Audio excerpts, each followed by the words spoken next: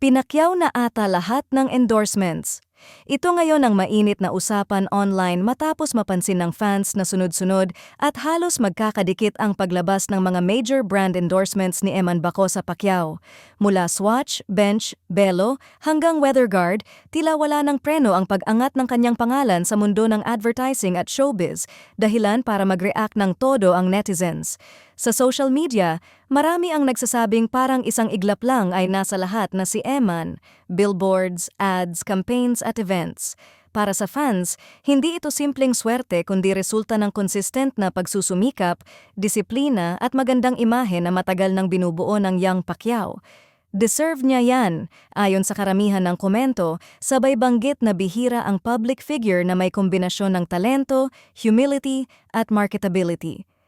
Isa sa pinaka-pinag-usapan ay kung paano nagawang pagsabayin ni Eman ang sports credibility at lifestyle appeal. Bilang atleta, kilala siya sa dedikasyon at training ethic. Bilang endorser naman, swak siya sa iba't ibang brands, mula sa fashion at accessories, beauty and wellness, hanggang sa home at protection products. Para sa ilang netizens, malinaw na hindi lang siya name recall, kundi isang personalidad na kayang i-represent ang values ng iba't ibang industriya.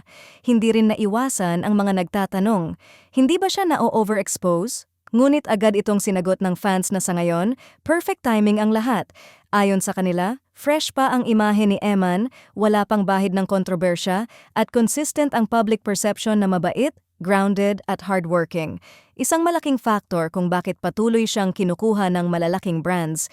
Dagdag pa rito, marami ang humahanga sa paraan ng pagdadala ni Eman ng kanyang tagumpay. Sa kabila ng sunod-sunod na endorsements, nananatili raw siyang low-key at humble, walang yabang, at laging nagbibigay ng credit sa mga taong tumulong sa kanya. Para sa fans, ito ang dahilan kung bakit mas lalo siyang minamahal ng publiko, success without arrogance.